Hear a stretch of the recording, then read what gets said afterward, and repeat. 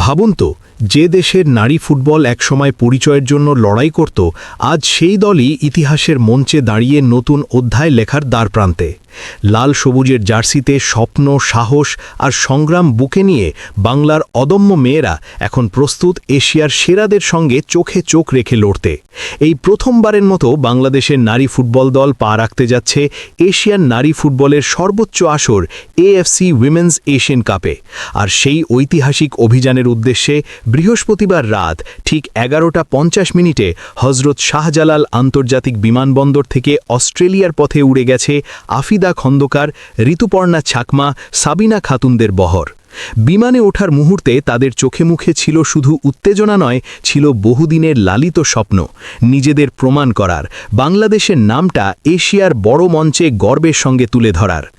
1 থেকে 21 মার্চ পর্যন্ত অস্ট্রেলিয়ার 5টি ভিন্ন ভেন্যুতে বসতে যাচ্ছে এশিয়ান কাপের 21তম আসর, যেখানে বাংলাদেশের গ্রুপ যে সহজ নয় সেটা বলাই বাহুল্য। গ্রুপ পর্বেই অপেক্ষা করছে 9 বারের চ্যাম্পিয়ন চায়না, 3 বারের চ্যাম্পিয়ন নর্থ কোরিয়া এবং শারীরিক শক্তি ও ট্যাকটিক্যাল ডিসিপ্লিনে পরিচিত উজবেকিস্তান। কাগজে কলমে এই দলগুলো বাংলাদেশের চেয়ে অনেক এগিয়ে, অভিজ্ঞতা আর র্যাঙ্কিংয়ে ব্যবধান বিশাল, কিন্তু ফুটবল যে কেবল নামের খেলা নয় সেটা বারবার প্রমাণ করেছে মাঠের লড়াই। সেই বিশ্বাস আর আত্মবিশ্বাস নিয়েই কোচ পিটার বাটলার কোনো ঝুঁকি নিতে চাননি প্রস্তুতির ক্ষেত্রে। মূল লড়াইয়ে নামার আগে অস্ট্রেলিয়ার সিডনিতে ভ্যালেন্টাইন স্পোর্টস পার্কে চলবে নিবিড় কন্ডিশনিং ক্যাম্প, যেখানে খেলোয়াড়দের ফিটনেস, গেম প্ল্যান আর মানসিক প্রস্তুতিতে দেওয়া হবে বিশেষ গুরুত্ব। শুধু অনুশীলনেই সীমাবদ্ধ থাকছে না প্রস্তুতি, বরং বাস্তব ম্যাচের স্বাদ নিতে 26 ফেব্রুয়ারি স্থানীয় শক্তিশালী ক্লাব ওয়েস্টার্ন সিডনি ওয়ান্ডারার্সের বিপক্ষে একটি প্রস্তুতি ম্যাচও খেলবে বাংলাদেশ, যাতে বড় মঞ্চের চাপের সঙ্গে আগেভাগেই মানিয়ে নেওয়া যায়। এবারের স্কোয়াডে বাড়তি আলোচনার কেন্দ্রবিন্দু হয়ে উঠেছেন সুইডেন প্রবাসী ফরওয়ার্ড আনিকা তানিয়া সিদ্দিকি, যিনি প্রথমবারের মতো লাল সবুজের জার্সি গায়ে জড়াতে যাচ্ছেন। অভিষেকের আগে আনিকার কণ্ঠে ছিল আবেগ আর দৃঢ়তা, শৈশবে দেখা স্বপ্ন, বাংলাদেশের হয়ে খেলার আকাঙ্ক্ষা আর দেশের জন্য কিছু করার তীব্র ইচ্ছাই তাকে এই পথচলায় নিয়ে এসেছে বলে জানিয়েছেন তিনি। অভিজ্ঞতা আর শারীরিক শক্তিতে চীন ও উত্তর কোরিয়া নিঃসন্দেহে বাংলাদেশের চেয়ে অনেক এগিয়ে, কিন্তু সাবিনা খাতুন, আফিদা খন্দকারদের চোখে কোনো ভয় নেই, বরং আছে নিজেদের সেরাটা উজাড় করে দেওয়ার অঙ্গীকার।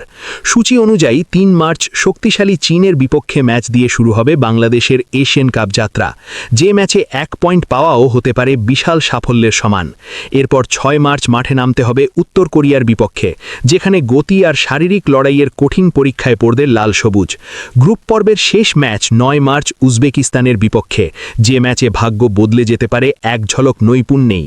ফলাফল যাই হোক, এই এশিয়ান কাপে বাংলাদেশের অংশগ্রহণই প্রমাণ করছে দেশের নারী ফুটবল আর পিছিয়ে নেই, বরং ধীরে ধীরে রাজকীয় উত্থানের পথে হাঁটছে। আর এই আসরে যদি কোনোভাবে কোয়ার্টার ফাইনাল পর্যন্ত পৌঁছানো যায়, তাহলে খুলে যেতে পারে নারী ফুটবল বিশ্বকাপের দরজা, যা বদলে দিতে পারে পুরো দেশের ফুটবল ইতিহাসের গতিপথ। তাই এই যাত্রা শুধু কয়েকটি ম্যাচের গল্প নয়, এটি সাহস, স্বপ্ন আর সম্ভাবনার গল্প, যে গল্পের শেষটা কি হবে তা জানতে চোখ রাখতে হবে শেষ বাঁশি পর্যন্ত।